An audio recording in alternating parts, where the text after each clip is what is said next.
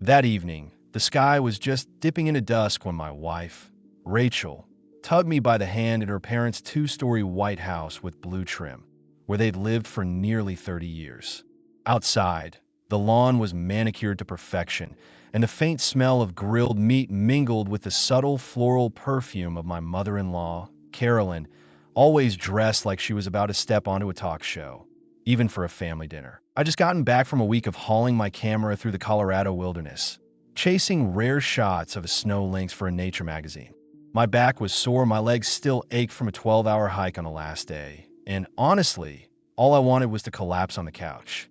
But Rachel held my hand tight and whispered, "Just one night, I promise." I smiled. I always smiled when we came to her parents' place, like I was setting aside my preconceptions and bracing for a few more jabs. Carolyn, my mother-in-law, was the kind of person who teetered between sugary charm and control. She'd compliment my artistic eye to my face, then turn to her friends and call me Rachel's freelance photographer in a tone that made me sound like some nameless street artist. My father-in-law, Douglas, was the embodiment of old-school standards, a former CFO of a real estate firm who measured worth by bank accounts and the number of bedrooms in your house. That night was Carolyn's 60th birthday dinner. Rachel had told me, "All I need is to be there for Mom tonight." That's enough. I agreed. Not because I wasn't exhausted, but because I knew moments like this meant too much to her to skip. So I showered, put on the blue button-up she picked out, and drove through the upscale north side of town to get there, a neighborhood where every house had 3 garages and iron gates tied with bows for the holidays. The vibe inside wasn't tense, surprisingly. Carolyn was busy arranging a cake. Douglas was glued to his phone in the living room, and Rachel's younger brother, Luke, was laughing with my sister-in-law, Jenna. Rachel slipped her arm through mine as we walked in, introducing me to everyone like I was the guest of honor, even though I'd been her husband for over 3 years. Dinner started off normally. Carolyn served some French-style grilled fish, with classical music playing softly in the background for that extra touch of class. Douglas droned on about a real estate deal he'd advised on, sounding very pleased with himself, though no one had asked. I sat there, nodding politely, sipping my beer, and mentally counting down to when we could leave. Then Carolyn stood up, clapped her hands lightly, and said, "Hold on, I've got something special for everyone. Especially for Ethan, my dear son-in-law." I raised an eyebrow. Carolyn calling me dear son-in-law meant something was coming. I stood up on instinct and said, "Let me help you bring out the drinks." She looked surprised for a second, then nodded. "Fine, grab this tray." When I stepped into the kitchen, something fell off. Carolyn was bent over by the counter, holding a small, clear glass vial, like an old perfume bottle. She quickly dripped a colorless liquid into one of 2 red wine glasses, then hid the vial when she heard my footsteps. She turned, flashing a slightly forced smile, and said, "A special treat for Ethan." I made it myself. I glanced at the glass. On the surface, there was a thin, almost invisible film catching the kitchen light in a strange way. I swallowed hard, keeping my face calm. "I'll bring it out for Dad," I said, then casually swapped the 2 glasses and carried the tray back to the dining room. Douglas was distracted, reading a text. I set the glass with the film in front of him and sat back down with a water glass next to me. Carolyn came out after me, smiling brightly, her eyes flicking toward me like she was waiting for something. I raised my water, pretending to clink glasses with Douglas, and took a small sip. About 45 minutes later, there was a rustling sound from Douglas's side of the table. He slammed his wine glass down, his face pale, sweat beading on his forehead. I need to," he stumbled to his feet, staggering toward the bathroom, leaving behind the sound of retching and a sharp, acidic smell wafting from the hallway. The table went silent. Rachel jumped up instinctively, running after her dad. Carolyn froze, her face drained of color. When her eyes met mine, I didn't say a word. I just stared at her, long and steady, like I was saying without words, "I saw." And I know. I picked up the other glass, the one she'd meant for me, and held it in my palm, gripping it like a piece of living evidence. No one noticed. While the sound of flushing echoed and Rachel fussed to find towels for her dad, I sat there, quietly eating a bite of chocolate cake. Outside, The night breeze was starting to sweep through the maple trees. Inside, nothing was the same anymore. I took that glass home and placed it carefully in a velvet-lined wooden box like I was preserving evidence from an unnamed crime. A few days later, I brought it to Jason's lab, a friend and former client who now ran an independent testing center for chemical analysis. Jason didn't pry, just raised an eyebrow when I set the glass on his desk. "Personal or business?" he asked. I said simply, "Family." He nodded. No more questions, like he knew some stories only needed answers, not explanations. Waiting for the results was the worst part. I tried to bury myself in work, editing photos for a new boutique hotel in Denver, sending proofs to a travel magazine, cleaning my studio. But every time I looked through a lens, I saw Carolyn's face behind the viewfinder, her polite, icy smile that made my skin crawl. I kept thinking about all the times Carolyn had called me creative in a way that sounded like she was describing something unstable. About the dinners, where Douglas cut off my stories with a line like, "Interesting job, but does it come with health insurance?" About the moment, Rachel squeezed my hand under the table like she was anchoring me to stay a little longer. It could have just stayed family friction if it hadn't been for what happened 2 days later. I got home late after a night shoot outside the city. The house was quiet, the living room lamp still on. Rachel had gone to bed early, leaving a plate of cold pasta on the table with a handwritten note. "I know you're tired. Thanks for putting up with it." I smiled, slung my camera off my shoulder, and headed to my office to charge the batteries. The office door was slightly ajar. Inside, I heard a faint voice. I stood still for a moment before realizing it was coming from Rachel's phone, left on the desk, the call still active. She must have fallen asleep without hanging up. I didn't mean to eavesdrop, but then a sentence stopped me cold. "We need to wake her up. Otherwise, she'll let that guy drag her even further from the family." It was Carolyn's voice. Low, cold, deliberate. Aside from the other end, a man's voice I didn't recognize. "You sure Ethan doesn't suspect anything?" Carolyn gave a soft laugh. "He thinks I'm just an overprotective mom. But this time we end it. She won't stay blind if he misses something big, like his gallery opening." My hand shook as I grabbed the phone. The call cut off right after, maybe because Carolyn noticed something. But what I'd heard was enough to confirm that glass wasn't a mistake. It was part of a plan, a deliberate move to hurt my reputation, my credibility, and my marriage to Rachel. I didn't sleep that night. I lay staring at the ceiling, next to the woman I loved, who had no idea her own mother was scheming to tear us apart from the shadows. The next morning, I dug through Rachel's old family albums, looking for photos for a project. While flipping through Carolyn's bookshelf, the one she always asked Rachel to organize when we visited, I found an old envelope tucked between cookbooks. Inside was a picture of me and Rachel from our engagement party. The photo was torn in half, and my side crumpled at the collar. I sank to the floor, the photo resting on my knee. This wasn't just suspicion anymore. This was hatred. Calculated. Almost pathological. 3 days later, Jason called. His voice was tense, none of his usual joking tone. "There was benzodiazepine in the wine," he said. "Heavy sedative, usually for deep sleep or, in some cases, temporary memory loss. The dose wasn't lethal, but it had knocked someone out cold." I thanked him, asked for a formal report, and hung up. My heart pounded as I watched the printer spit out the results. Part of me was furious. The other part had no idea how to tell Rachel.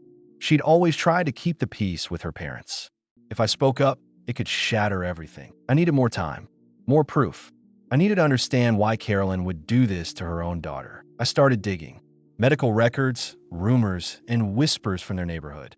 And I found more than I expected. Carolyn had 3 Xanax prescriptions from 3 different doctors, all issued around the same time.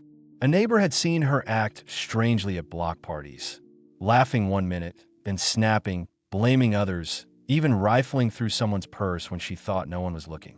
At Douglas's golf club, there were stories about her being warned for misplacing other people's things. Piece by piece, it came together like a puzzle. A woman obsessed with controlling her daughter. Someone so afraid of losing her place in Rachel's life that she'd manipulate, lie, even harm others if she felt it was necessary. And me? I was just the next obstacle to remove. I gathered everything. lab results, prescriptions, unofficial neighbor statements into an envelope.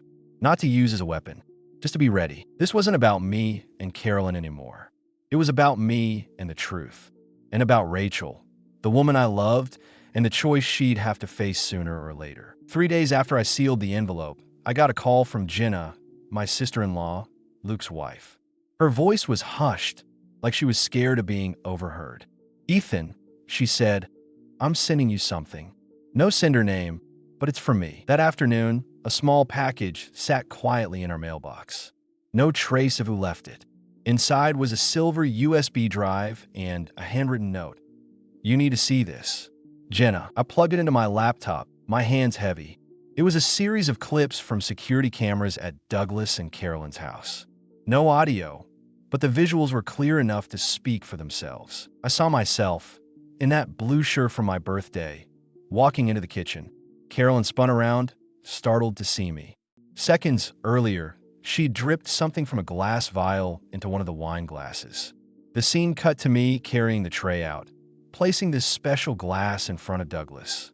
The final clip showed him clutching his stomach, rushing to the bathroom, his face ashen. But that wasn't the worst of it. Another clip from the dining room showed Carolyn in the kitchen after we'd left. She was yelling, throwing a dish towel to the floor, then turning to Douglas, who was slumped against the table. Her mouth moved furiously, full of anger, while he just shook his head like he couldn't believe what had happened. One phrase kept repeating in her lip movements. It was supposed to be him. The next clip was from 2 days later. Carolyn and Douglas sat in the living room, lights dim, the TV murmuring in the corner. Carolyn said something, then Douglas snapped. "He knows." Carolyn sat up, her face paling, but a second later, she regained her composure. "So what?" she said, her lips curling slightly. "It's his word against mine. Rachel won't choose him over family." Douglas stood, stepping closer to her.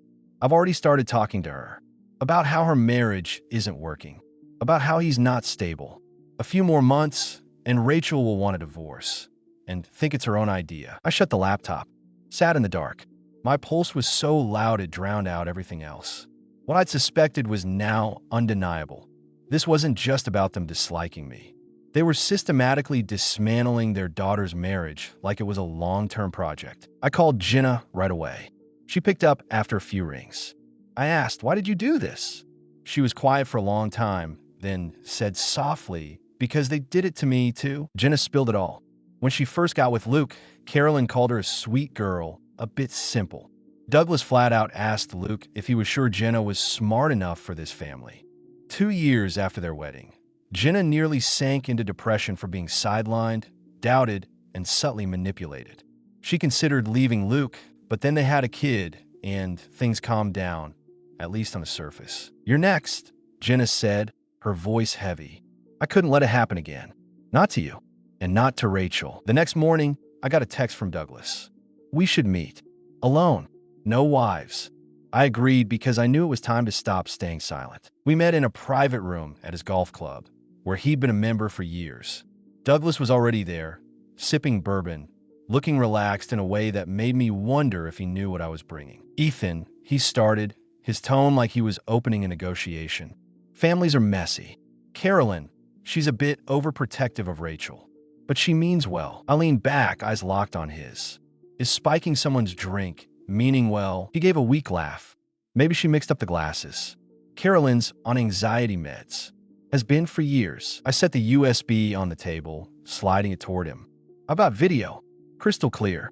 From your own cameras." Douglas stiffened. For the first time, I saw wariness in his face. "What do you want? Money? Don't play coy. I know you married Rachel for a safety net." I gave a quiet laugh. "I want you both to stop. Now. No more whispering behind my back. No more planting doubts in my wife's head. No more sabotage." Douglas went quiet for a moment. Then he said, "You think you're the first one we've dealt with? There was a guy engaged to Rachel before you. I'm a medical school grad with a good family, but not a fit. It took us 6 months to get her to break it off." A chill ran down my spine. "Who are you talking about?" "Thomas. He was part of the family for a while, but he didn't get how things work." I left, my head spinning. On the drive home, I called Bethany, Rachel's old college roommate. She hesitated when I asked about Thomas, then sighed. God, that was awful. Rachel loved him so much. But then her parents dug up fake texts and made it look like Thomas was cheating. Rachel was so hurt she stopped trusting anyone. The final piece clicked into place. This wasn't just about me. It was a pattern, a system of manipulation designed to keep their daughter under their thumb. Anyone who got too close to Rachel and didn't fit their mold, they were erased. I started reaching out to people who'd been close to Rachel, but had disappeared. A few ex-boyfriends, college friends. Slowly, a picture formed. Anyone who helped Rachel think for herself, live independently. They were smeared, sidelined, or pushed out by the quiet pressure from Carolyn and Douglas. Jenna sent me another clip.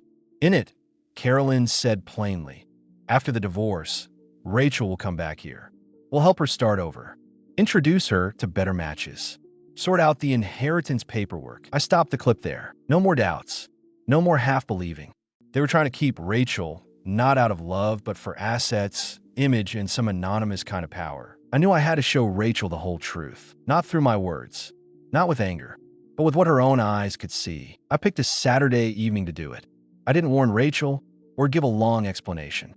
I just said, Jenna and Luke are coming for dinner.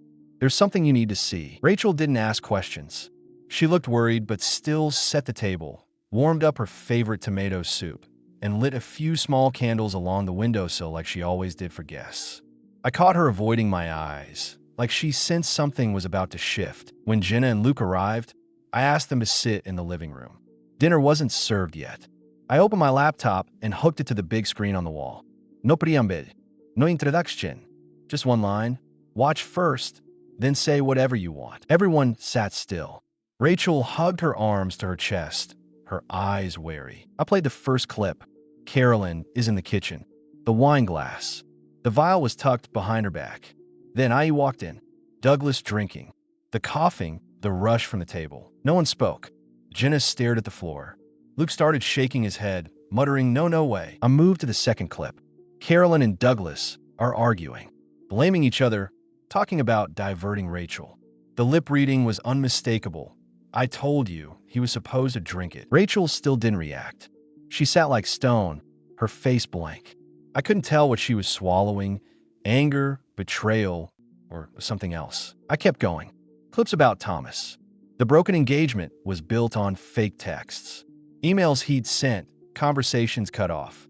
A whole web of silence unrolled. Finally, the clip of Carolyn and Douglas plotting post-divorce, about bringing Rachel home, managing her inheritance, finding someone more suitable. That's where I stopped.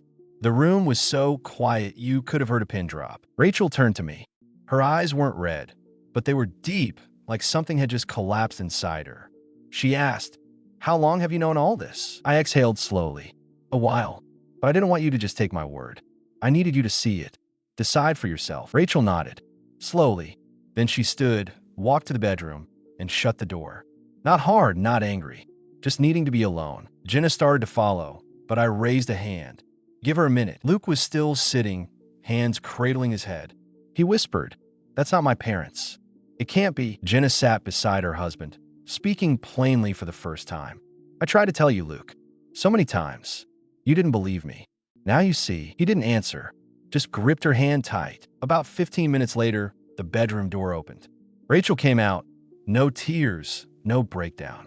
Just a different kind of calm, like all the noise in her head had gone quiet. She sat next to me, looked straight ahead. I grew up with them. I believe they loved me in their own harsh way.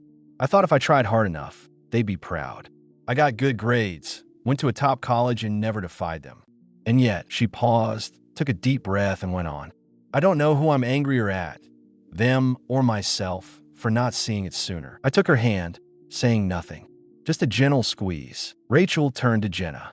Did you ever want to walk away from this family? Jenna gave a sad smile. Yeah. But then I realized, if I left, they'd win. So I stayed. But I stayed to protect my husband, and now my son. Not for them. Rachel nodded, like she understood. That night, after Jenna and Luke left, Rachel and I sat together in the living room. No lights on. The glow from the street lights cast faint yellow streaks across the walls. She leaned against my shoulder. I don't know how long it'll take to get past this feeling, but I know one thing. I trust you. And I'm sorry for ever doubting you. I didn't need an apology. I just needed that moment when she wasn't turning away, but turning toward me. The next morning, Carolyn called. Rachel put on speaker. Sweetheart, Carolyn said, her voice cheerful like nothing had happened. Your dad and I were thinking, maybe you should come stay with us for a few days. Clear your head. A little space from Ethan might help you see things more clearly. Rachel cut her off. I've seen the videos, Mom. A long silence stretched from the other end. Then Carolyn tried for calm. What videos, honey? The security footage from your house. You putting something in the wine. You and Dad were talking about splitting me and Ethan up. About Thomas, about my inheritance, all of it. I know everything. This time, Carolyn didn't respond right away. She sighed, then said, it sounds like he's manipulated you into believing the most ridiculous. Rachel spoke slowly but firmly. Tonight, I'm coming over. With Ethan, Luke, and Jenna. We're going to talk. No more lies. After hanging up, she turned to me. They'll deny it. They'll try to twist it, blame you. You ready? I smiled. Not out of smugness, but because, for the first time, Rachel wasn't caught in the middle. She'd stepped to my side. I said quietly, I think it's time your parents met a photographer who knows how to tell a story with light, with evidence, and with the truth. That evening, the four of us went to Carolyn and Douglas's house as planned. A light rain was falling, and the smell of wet earth on the porch reminded me of my first visit here. Carrying a bottle of wine, hoping if I was nice enough, I'd be accepted. This time, I brought my camera and a tripod. Douglas opened the door. His face was tense, but trying for calm. I understand there's been a misunderstanding, he said, gesturing us inside. Carolyn was already in the living room, wearing an elegant cream dress, hair perfectly styled, lipstick just right. But her eyes betrayed her caution. I started setting up the tripod right in front of them. No hiding, no asking permission, just a simple statement. I'm recording this conversation. Call a family keepsake. Carolyn reacted instantly. This is private, Ethan. You have no right. Rachel interrupted. Since it's family, we need transparency. I looked through the lens, then aimed it at Carolyn and Douglas. No fancy lighting. No soundtrack. Just words. For nearly 2 hours, we laid out every clip, every email, every document we'd collected. Carolyn and Douglas denied, deflected, and called it fabricated and overblown. But each time they pushed back, I played another clip. A phone call. A recorded conversation. Evidence they couldn't dodge. Finally, Rachel stood up. Her voice trembled slightly, but rang clear. I spent my whole life thinking if I was good enough, perfect enough, obedient enough, I'd be loved. But it turns out what you wanted wasn't love. It was control. And today, I'm giving that back to you. Carolyn started crying. Not out of remorse, but because she realized she'd lost the reins. Douglas sat silent, like all the air had been sucked out of him. Luke just nodded slowly.